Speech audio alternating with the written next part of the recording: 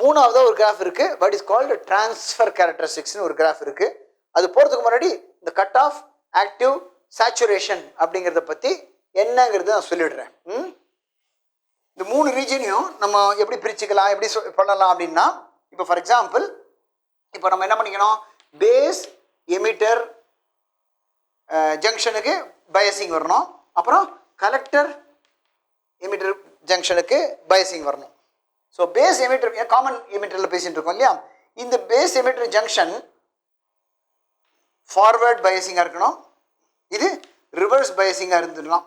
So முதல்ல இதுவும் reverse பயசிங். Reverse பயசிங்னா என்ன அர்த்தம், பயஸே பண்ணலை, ஜீரோவில் இருக்குது, அது ரிவர்ஸ் பயஸ்ன்னு சொல்லலாம். அல்லது நெகட்டிவ் வோல்டேஜை அப்ளை பண்ணலாம். ஸோ ரிவர்ஸ் பயஸ், இதுவும் ரிவர்ஸ் பயஸ். இதுதான் என்னது, இந்த ரீஜனுக்கு பேர் தான், the region of transistor is called cut off, cut off region. இப்போ நம்ம என்ன பண்ண போகிறோம், இது ஃபார்வர்ட் பயஸ் பண்ண போகிறோம், இது ரிவர்ஸ் பயஸ்லேயே வச்சுக்கிறோம். இது ஃபார்வர்ட் பயஸ் பண்ணோன்னே அப்படின்னா என்ன அர்த்தம், IB 20 40ன்னு போடுறோம். இது ஃபார்வர்ட் பயஸ், இது ரிவர்ஸ் பயஸில் வச்சுருக்கோம். This is called the active region. So this unshaded portion is called active region. Finally, I talk about forward. Suppose I forward bias the output side, then that is called the saturation region. So active region அப்படிங்கிறது தான் நம்ம most of the times use பண்ணுவோம். Cut off region, saturation region some applications use ஆகும். For example, the saturation region to cut off region, இப்போ இங்கே ஒரு பாயிண்ட்லேருந்து இங்கே பாயிண்ட்டுக்கு ட்ரான்ஸ்ஃபர் பண்ணுறதுக்கு டிரான்சிஸ்டர் எப்படி ஆப்ரேட் பண்ணணும், அதாவது கட் ஆஃப் ரீஜன்லேருந்து saturation cut off without going through active. Saturation cut ஆஃப்லேருந்து பண்ணினோம்னா டிஜிட்டல் சர்க்கியூட்ஸ்லாம் அந்த அப்ளிகேஷன் யூஸ் பண்ணலாம். நம்ம நார்மலாக ஆம்பிளிஃபையர், ஆசிலேட்டர் அந்த சர்க்கியூட்ஸ்லாம் இந்த ஆக்டிவ் ரீஜனை தான் நம்ம டிரான்சிஸ்டர் ஆப்ரேட் பண்ணுவோம். So this is have the 3 regions. Actually there is a 4th region called, இது ஆக்டிவ் பேர் ஃபார்வர்ட் ஆக்டிவ், இன்னொன்று ரிவர்ஸ் ஆக்டிவ்னு ஒன்று இருக்குது. அதை நான் இப்போ சொல்லித்தரல, அவசியம் இல்லை. இந்த கிராஃபில் 3 ரீஜன் தான் நம்மளால் பாயிண்ட் அவுட் பண்ண முடியும். So cut off to saturate to cut ஆஃப்ங்கிறதுலாம் டிஜிட்டல் சர்க்கியூட்டில் டிரான்சிஸ்டர் ஆஸ் அ சுவிட்ச்னா என்ன அர்த்தம், சுவிட்ச்னா என்ன, ஆன் ஆஃப், 0 பொசிஷன் 1 பொசிஷன் இது மட்டுமே வரணும். அது மாதிரி இருக்கணும்னா சேச்சுரேஷன் கட் ஆஃப். சேச்சுரேஷனில் என்ன இருக்குது உங்களுக்கு, கட் ஆஃபில் என்ன இருக்குது பாருங்கள், கட் ஆஃபில் இன்புட் கரண்ட்டே இல்லை, அவுட்புட் கரண்ட் கம்மியாக இருக்குது. இதில் சேச்சுரேஷன் அவுட்புட் கரண்ட் ரொம்ப அதிகமாக இருக்குது, மேக்ஸிமம் போய் ரீச் ஆகிடுறது. ஸோ இது 0 இது 1 அப்படிங்கிற ஒரு டிஜிட்டல் சர்க்கியூட் மாதிரி நம்ம டிரான்சிஸ்டர் யூஸ் பண்ண முடியும். டிரான்சிஸ்டர் யூஸ் ஆஸ் அ ஸ்விட்ச்னு சொல்லுவோம், அல்லது transistor use as a not gate அப்படின்னு டிஜிட்டல் சர்க்கியூட் வரும்போது நம்ம படிப்போம். ஸோ இந்த ரீஜனில் இங்கேயும் ஜம்ப் பண்ணி வித்தவுட் ஆக்டிவ் ரீஜன் வழியாக போகாமல் ஆக்டிவ் ரீஜன் வழியாக போகணும். ஆக்டிவ் ரீஜனில் டிரான்சிஸ்டர் கம்ப்ளீட்டாக ஆக்ட் வச்சுக்கணும் அப்படின்னா ஆம்பிளிஃபையர் அண்ட் ஆசிலேட்டர் இருக்குது. அதுதான் இது இம்பார்ட்டன்ட்டுன்னு சொன்னேன், right? So this is how the 3 regions are identified. இது புரியுறதா? Now I will go to the third graph which is called transfer characteristics. இதுதான் நம்ம டிரான்சிஸ்டர்ன்ற பேர் வரதுக்கு காரணம் என்ன சொன்னேன், it transfers the input current into output கரண்ட்டுக்கு ட்ரான்ஸ்ஃபர் பண்ணுறது பேர் தான் டிரான்சிஸ்டர் அப்படின்னு பேர் வந்தது. ஸோ டிரான்ஸ்ஃபர் கேரக்டரிஸ்டிக்ஸ் அப்போ எப்படி இருக்கணும், இன்புட் கரண்ட்டுக்கும் அவுட்புட் கரண்ட்டுக்கும் இருக்கணும். கிராஃபு எது கான்ஸ்டண்ட்டாக இந்த இடத்துல இருக்கணும், கான்ஸ்டன்ட் VCE, கான்ஸ்டன்ட் VCE. அப்போ கிராஃப் எப்படி வரையணும், இது எடுத்துக்கணும். இப்போ எக்ஸ் ஆக்சிஸில் the independent variable IB is independent, IC is dependent. அப்போ IC is taken in the y-axis, IB in the x-axis. Remember, the current value is of the order of microampere, it is of the order of milliampere, and there is always a current even when IB is 0. பார்த்தோம் இல்லையா, minority current வந்துருக்கும். So இது almost straight போயிட்டு saturate ஆகும். இது saturate ஆகுதுங்கிறத நான் இங்கே வரையில, இது ஸ்ட்ரெயிட் லைனோட வரைஞ்சிக்கிறேன். ஸோ இது this is going to be the very useful situation.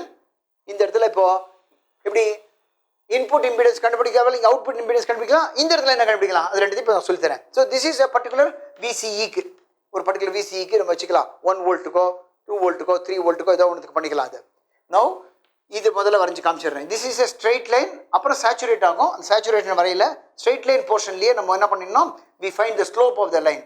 So this is delta IC இது IC உடைய change variation. This is delta IB இது. So find delta output current by input current.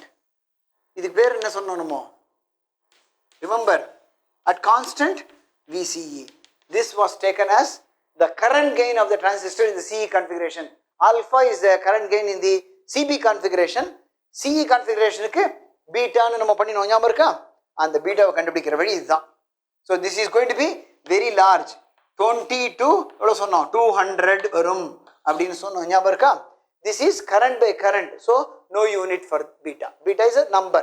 So how do you find the straight line slope delta IC by delta IB? Output current change divided by input current change for a fixed VCE. இந்த இடத்துல அப்போ நம்ம என்ன பண்ணணும்? Output இம்பிடன்ஸ்னு ஒன்று கண்டுபிடிக்கணும். So இது கேர்ஃபுல்லாக கொஞ்சம் திருப்பி வரைகிறேன். இந்த ரீஜன்ஸ் எல்லாம் மார்க் பண்ணதெல்லாம் அழிச்சிடுறேன். So let me draw the characteristics once again. This is for IB is equal to 0, 20, 40, 60 இப்படி இருக்கு இல்லையா? இதில் நம்ம என்ன பண்ண போகிறோம்? ஏதோ ஒரு கர்வ் எடுத்துக்கலாம், 40லையோ 60லையோ. So let me draw it for 40 curve எடுத்துக்கிறேன். இந்த ரீஜனில் இந்த கர்வில் இந்த டேர்னிங் பாயிண்ட் நீ ரீஜன் சொல்லுவோம். நீனா டேர்னிங் பாயிண்ட். இந்த ரீஜனில் ஐ drop a tangent to the curve. தெரியுதா? At the point, and then consider the right angle triangle, complete the right angle triangle, and you see now this variation is delta IC. The y-axis variation is delta IC. X-axis variation is delta VCE.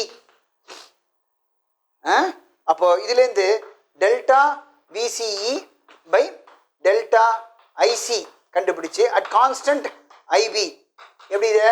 delta VBE delta IB கண்டுபிடிச்சோம். Input voltage input current at constant VCE பண்ணினா மாதிரி output voltage output current at constant input current will give you the ROE. That is ROE னா என்ன?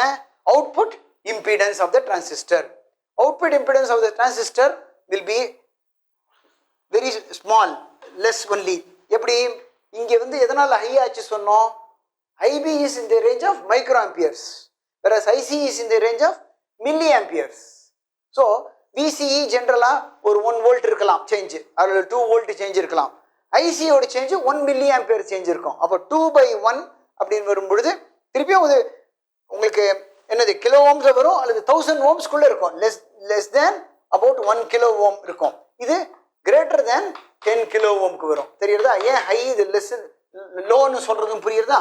So இது low output impedance, high input impedance.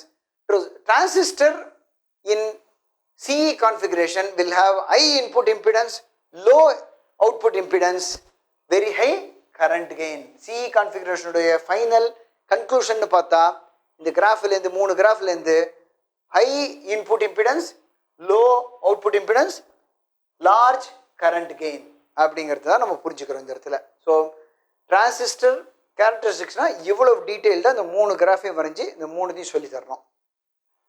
இதுக்கப்புறம் இந்த active ரீஜனை எப்படி நம்ம பயன்படுத்த போகிறோம் அப்படி, அல்லது சேச்சுரேஷன் அந்த கட் ஆஃப் ரீஜனை எப்படி பயன்படுத்த போகிறோம், that is application of transistor தான் இப்போ நம்ம படிக்கணும்.